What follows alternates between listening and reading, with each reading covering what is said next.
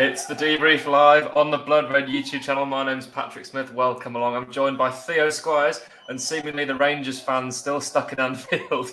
Live from Anfield, of course, after Liverpool beat Rangers 2-0 in the Champions League. A stunning free kick from Trent Alexander-Arnold and a Mohamed Salah penalty. Theo, you're going to have to shout over those Rangers fans that are stuck in there, but what's your initial thoughts on that one? That's a lot better, isn't it? On Saturday, it was a disappointing draw. It was a very subdued atmosphere. Yeah, Liverpool came back from the 2 goals down. Tonight, it was more like it. They get the early goal from Trent Alexander-Arnold, who was putting a much better display, and they dominated from start to finish.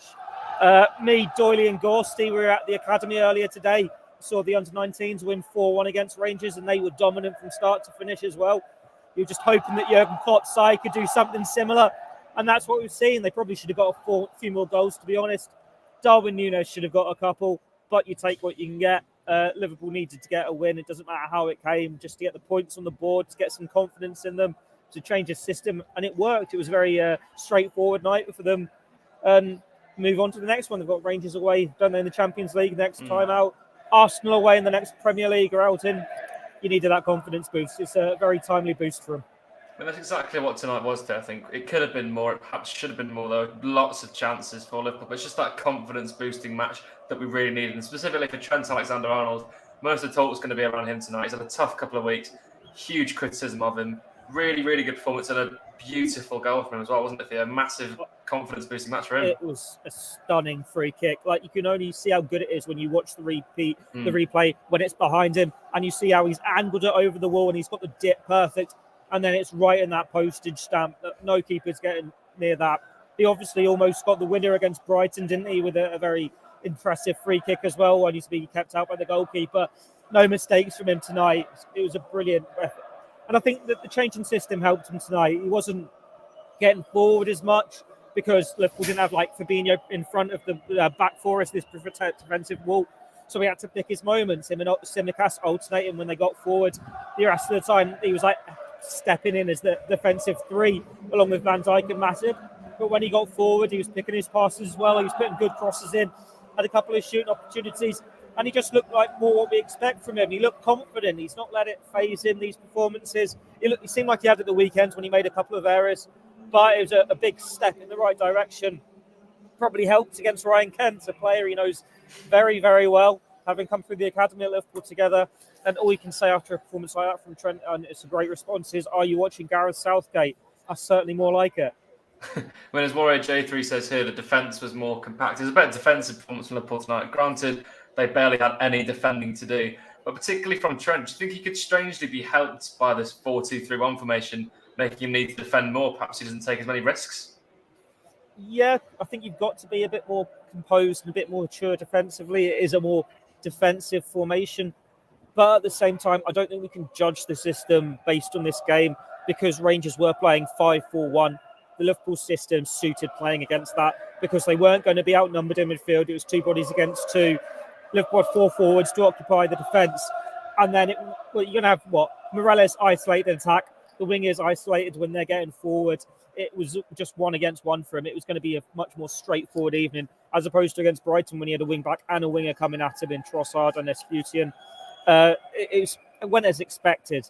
Now, if Liverpool stick with that formation against Arsenal at the weekend, who knows? Obviously, that's a much, much bigger test. Arsenal, it's the system they play themselves, the 4-2-3-1. It can merge into a 4-3-3. They got the job done for Liverpool today. I know a lot of people want to see them switch to this formation. They believe it suits Núñez. We will see. Klopp, he is a big fan of the 4-3-3, but he can switch to this formation. It's just whether this is the long-term answer or if it was just the answer tonight. I mean, one of the big positives of this new formation change is allowing 4 attackers to be on the pitch. We saw Darwin Núñez tonight, Theo. Probably the longest time he's had a Liverpool shirt on the pitch so far this season in my memory. What do you make of his performance tonight? It wasn't the greatest of nights, but he made a few chances, looked very lively, made plenty of chances out of nothing, didn't he? It was a great team performance from him. He linked up really well with his fellow forwards. He dropped deep when he needed to control the ball and hold it up when it was coming in from Henderson or Thiago, and then set up Diaz or Jota or Salah. That link-up play was brilliant. There are times when he got in behind the defence and stretched them well using his pace. He was causing problems for the Rangers defence. But as I think I've said on the podcast before, his issue, bizarrely, is his finishing. because you get so many chances, but you waste so many chances. Now, you can turn that into a positive or a negative. You need to be in the right position to miss the chances. On another night, he gets a hat-trick tonight, but we've said that a lot of times about him already this season, which is strange considering he hasn't really had a consistent run in the team. It's just been a very stop-start to his Liverpool career. Now, if you want to take it as a positive, he's creating chances, and it's only a matter of time before the goals flow. But his misses are very similar from throughout his career so far. There isn't any composure, I suppose, in front of goal. No. It's just hit it as hard as you can, and it's just going straight at the keeper time and time again. Now, he is still a very raw player. He's young. He's 23. It's going to take time to adjust, maybe with confidence, more game time. He'll get that added bit of composure. But you're just thinking Haaland with those chances would score so many as well. Haaland scoring as many as he is like with Nunes, with all his chances, he could be right up there with him in the scoring charts. But he's just wasted so many. I think he's had 5 or 6 shots tonight. Yeah. And 2 or 3 of them should do better. Good saves from McGregor a lot of the time, but you still expect him to just roll it into a corner. I don't want to be too critical because he did do a really good team performance today, but you're just waiting for the goals to flow. But he can miss as many as he wants tonight if he's saving a couple for going in past Ramsdale in the Arsenal goal, or saving him to go past Edison in the Man City goal. If he's saving him for those games, get the misses out of the system now. As long as he's creating the chances, though, that is a good sign for Jurgen Klopp. He'll take it as a positive. That's the exact thing. I don't want to be too critical because obviously he's getting in those positions, he's getting those goals for opportunities.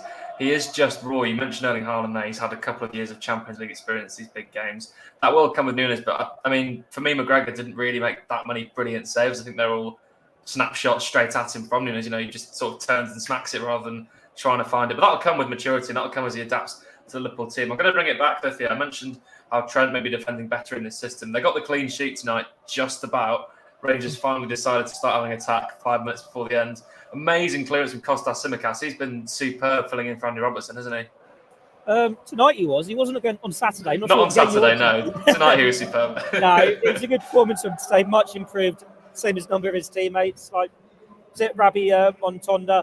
He skips past Matip, slots it past Alisson, and you're just waiting for it to nest from the back of the net. Tsimikas comes from nowhere to hook it off the line. Not similar to Milner's against Bournemouth, but you feel like you're just expecting the goal, and someone comes out of nowhere and gets it away. He's got forward well against Tsimikas. He's putting some good crosses, but he's still another raw player from not getting the game time as much as he wants. But he's giving Robertson a real battle, and if you can get a bit more consistency in his game and build on this performance, because we don't know when Robertson's going to be back just yet. Maybe Klopp's going to have a difficult decision on his hands when Robertson is fit. But yeah, he's doing what you expect from him. Like, for a backup left back, you're not expecting to play many games. And when you do, and you just need to be sturdy, be compact, and then get forward if you can and put good crosses in the box. That's what Liverpool want from their fullbacks, and he delivers just that. It's what they've lacked on the other side. They haven't been able to take Trent out of the firing line because Calvin Ramsey's been injured, and even if he wasn't, he's still a teenager, only just moved to the Premier League. But Tsimikas has proven to be a bargain, considering he was, 11, 12 million 2 years ago. It got exactly what they needed, a like-for-like replacement who was no drop-off in quality. We saw James Milner step in there a number of times over the years, and as good as he did there, he's an ageing midfielder. He's not on his favoured side. So nice to have a natural like-for-like James there. Theo, as for the Champions League, the situation is becoming slightly more clear. With Ajax going 1-0 up in their game, it seemed as though the group was going to be a bit of a difficult one, group of death scenario. Then Napoli turned on and scored 6 in Amsterdam. I mean, an absolute battering once again from them.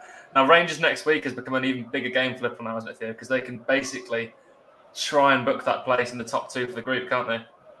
Yeah, they can, because Napoli, if they're going to put 6 past Ajax in Amsterdam, what are they going to do in Naples? I mean, someone put 4 past Liverpool in Naples. Rangers at Ibrox is an intimidating prospect.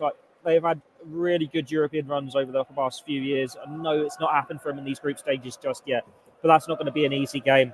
If Liverpool get that win, then it is a foot in the knockout stages. And then you're not going to get an easy game in the knockout stages, whether you're first or second. But it sets up for a showdown against Napoli on that last day of the group stage. Fortunately, in the Champions League, it doesn't matter that they've scored 6 tonight, because it comes down to the head-to-head. If Liverpool beat Napoli on the last day, they just need to, I think, win by 3, and they should go through, depending on the goals scored, goals against in those respective games. Should go through the top of the group. But Napoli, they look so good in this group. Like, beating Liverpool 4-1, we thought was a bit of a fluke result based on Liverpool's injuries, based on Liverpool not being very good this season. But if you can go and put 6 past Ajax, that's an incredible result for them. And yeah, it looks like they're going to go through. Liverpool just need to make sure they follow them. They've got trips to Ibrox, trips to Amsterdam. You think they'll be feeling confident. They just need to get a run of victories now. Games coming thick and fast, that old cliche. If Napoli can put 6 past them, hopefully Liverpool can put a few past them as well. Yeah, well, speaking of tough trips there, last question here, we've got to talk about Arsenal at the weekend. Now, are you going to stick with the 4-2-3-1 formation for this game and go attacking at them, or are you going to be more conservative and revert back to the 4-3-3? I don't know. I'll be honest, I'm not going to know when you ask me on Friday in the podcast either. There are positives and negatives for both of it. Like Fabinho coming out today, you can say it's just a tactical change. Fabinho's had a poor start to the season, and it made the midfield more sturdy by taking him out of the firing line. There are benefits to it, and as I said, Arsenal do play the same system, so it could work going like for like against them. But at the same time, you wouldn't have any issues with the 4-3-3 if they get it right, because it is Liverpool's system, and when they get it right, they're great. Maybe they just needed the confidence boost. But then we've seen before, when it's not going for them, Klopp does. Oh, Rangers fans have gone quiet. Klopp does stick with this change of shift formation. I'm thinking the Champions League winning year when he put Shaqiri in a 4-2-3-1, stuck with that for a few weeks until he could get, I think it was Salah and Mane, scoring a bit more regularly. It's good that he's got the options. It's good that he's got players that suit both systems. It'd be a surprise, I don't think, if Fabinho didn't start against Arsenal, but then maybe that means you bench Henderson and you stick with a 4-2-3-1. And then you look at the forwards. Well, Jota loves a goal against Arsenal. Bobby Firmino off the bench, he loves a goal against Arsenal. Diaz and Salah, you can't really drop them. Núñez, do you think you give him one start? Do you give him another? Klopp's got some difficult choices to make in the next few days. It's horses for courses, isn't it? Both formations can do a job. It just depends what Liverpool turn up on the day. Like, this will be a confidence boost beating Rangers, but Rangers aren't the biggest test. Like, they've got far bigger tests to come. A dominant display at home does not mean that they are back. It does not mean that this formation is the answer. It is how this formation does against other teams. And even then, for Klopp, it might not be the answer. He might go back to 4-3-3, and we'll see what happens. But we know this fixture run coming up is going to be horrible. It's going to be so full on. You got City after Arsenal in the league. Champions League games coming every few days as well. I think there's a West Ham midweek trip somewhere too. There's a lot of football to be played. And you just need to hope that by getting on the pitch regularly, Liverpool can get a run of wins, because they need him. After the draw to Brighton, this was the perfect response. Yeah, it's certainly going to be a heavy period. And one positive we can take from it, definitely, it'll give Mikel Arteta a headache, not knowing whether Liverpool will go with a 3 or a 2 midfield. But Theo, we'll leave it there. Thank you so much for joining me. You did very well battling with the PA system and the Rangers fans there. Very noisy stuff over at Anfield. Well, everyone, thank you very much as well for watching along live on YouTube on the Blood Red channel. Be sure to stick around.